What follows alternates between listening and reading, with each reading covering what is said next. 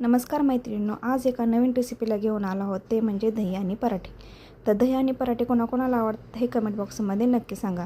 पराठे तर तुम्ही भरपूर प्रमाणात बनवले असतील, परंतु मेथीचे पराठे, पालक पराठे, तसेच भोपळ्याचे पराठे किंवा साधे पराठे अशा वेगवेगळ्या प्रकारचे पदार्थ वापरून आपण पराठे बनवतो. परंतु आज एक नवीन पदार्थ वापरून हे पराठे बनवले गेले आहेत. त्यामध्ये कोणते पदार्थ आहेत हे तुम्हाला व्हिडिओमध्ये समजणारच आहे. यासाठी तुम्हाला व्हिडिओ शेवटपर्यंत नक्की बघा, कारण की हे जर पराठे तुम्ही खाल्ली तर हा पदार्थ पौष्टिक असलेला पदार्थ तुमची मुलेसुद्धा आवडीनं खातात आणि पौष्टिक पदार्थ मुलांच्या शरीरामध्ये चांगल्या रीतीने जातो. तर मुलांच्या नाश्त्यासाठी किंवा टिफिनसाठी तुम्हाला हा पदार्थ नक्की करून बघायचा आहे.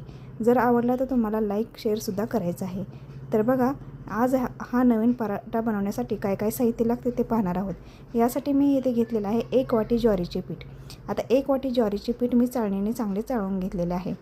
आता 1 वाटी ज्वारीच्या पिठाला पासून त्यासाठी काय करायचं आहे, तर 1 वाटी गव्हाचं पीठसुद्धा घ्यायचं आहे.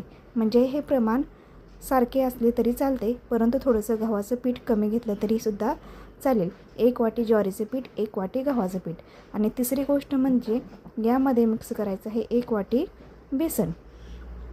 आता हे पदार्थ तर आपण प्रत्येक वेळेस पराठ्याला वापरतो, तर हे कॉमन आहे. परंतु यामध्ये नवीन एक गोष्ट आपण ॲड करणार आहोत, ते म्हणजे कोणते ते तुम्हाला सांगते. हे पीठ मिक्स करून मी तोपर्यंत लसूण, जिरे, तसेच मिरची, कोथिंबीर, ओवा हे सर्व काय केलेलं आहे, एका मिक्सरच्या भांड्यामध्ये बारीक करून घेतलेलं आहे. आता मी यामध्ये काय केलं, चवीनुसार मीठ टाकलेलं आहे.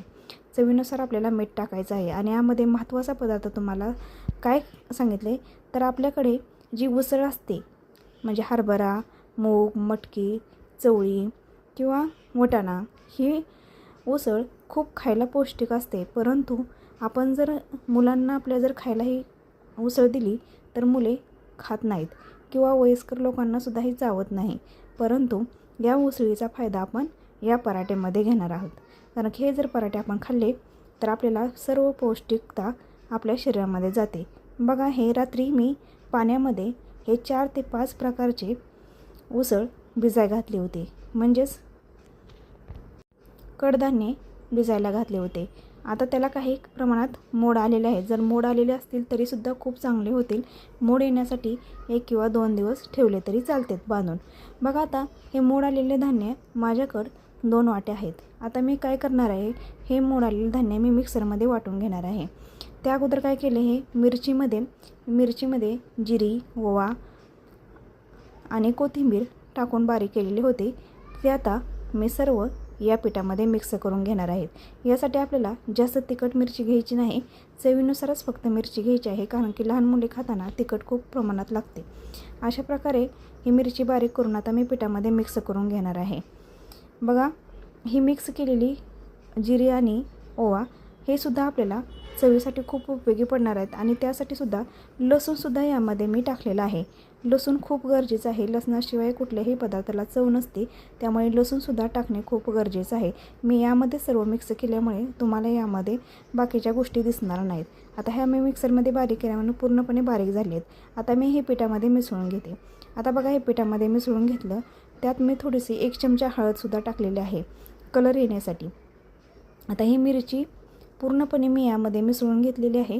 त्यानंतर बघा, अशा प्रकारे मिसळून घेऊन मी त्यामध्ये जे आपण कडधान्य होते ते सुद्धा मिक्सरला बारीक करून घेतले होते. जास्त बारीक करायचे नाहीत, थोडेसे ठेवायचेच आहेत. अशा प्रकारे मिक्स करून मी घेतलेले आहे. आता त्याचा गोळा बनवून घेणार आहे.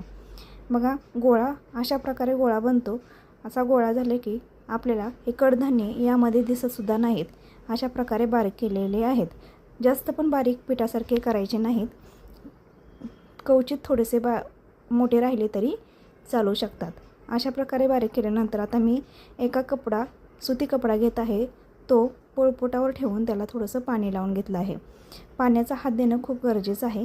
तोपर्यंत मी गॅसवरती तवा तापण्यासाठी ठेवला आहे. आणि तवा तापायला ठेवेपर्यंत अशा प्रकारे छोटासा गोळा घेऊन मी त्याच्यावर आता गोळा पसरवून घेणार आहे. अशा प्रकारे जे पराठ्याला जे बोटाचा आपला खूप जो आधार मिळतो, जो बोटापासून बनवलं जातं, त्याला खूप महत्त्व आहे. बघा अशा प्रकारे पराठा आपण सरकवायचा आहे. यामध्ये बोटे उमटले की तो पराठा समजतो. लाटून हा पराठा होत नाही. अशा प्रकारे बघा बोटे उमटवून घ्यायचे आहेत आणि बोटे पूर्णपणे उमटवून झाल्यानंतर आपला पराठा पसरून झाल्यानंतर असा पातळ असा पराठा तयार होतो आणि त्यामध्ये बोटाने काय करायचे, छोटे छोटे छिद्रे पाडून घ्यायचे आहेत. यामुळे काय होतं की आपला पराठा चांगल्या प्रकारे भाजला जातो आणि खायला असा कुरकुरीत लागतो. आता गॅसवरती तवा माझा तापलेला आहे. थोड्याचा पाण्याचा शिंदोडा देऊन पाहिलेला आहे. आता मी याला थोडंसं तेल लावून घेते. आता तेल लावून घेतल्यानंतर त्यामध्ये हळूच हा आपला पराठा कपड्यासहित उचलायचा आहे. तसाच उचलायचा नाही. बघा आता कपड्यासहित हा पराठा उचलून मी तव्यामध्ये टाकत आहे. हा तव्यामध्ये टाकल्यानंतर हळूच वरचा कपडा काढून घ्यायचा आहे. हळूहळू सावकाश ही आपली रेसिपी करायची आहे.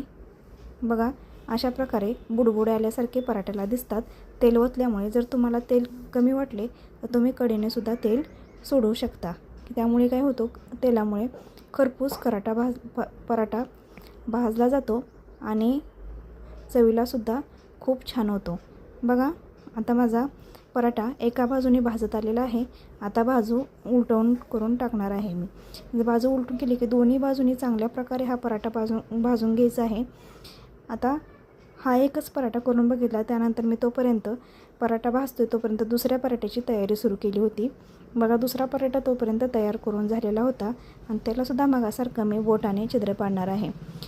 सर्व पराठे मी सारख्या प्रमाणात करणार आहे. आता हा पराठासुद्धा तयार झाला आणि ही जर पद्धत तुम्ही करून पाहिली, हे जर कडधान्याचा जर उपयोग तुम्ही पराठ्यामध्ये केला तर तुमची मुले आवडीने खातात. हे नक्की कमेंट बॉक्समध्ये सांगायला विसरू नका. बघा आता हा पहिला पराठा माझा छान प्रकारे भाजत आला आहे. अशा प्रकारे मी सर्व पराठे करून घेणार आहे आणि हे पराठे गरम गरम खायला खूप छान लागतात. ह्या पराठ्यासोबत तुम्ही दहीसुद्धा खाऊ शकता किंवा वरणसुद्धा खाऊ शकता. अशा प्रकारे जर तुम्ही पराठे बनवले तर खरंच तुम्ही आवडीने खाल. आजचा व्हिडिओ तुम्हाला कसा वाटला हे कमेंट बॉक्समध्ये सांगायला विसरू नका आणि ही आजची रेसिपी तुम्ही नक्की करून पहा. आवडली तर नक्की शेअरसुद्धा करा. बघा किती छान पराठे झाले आहेत. धन्यवाद.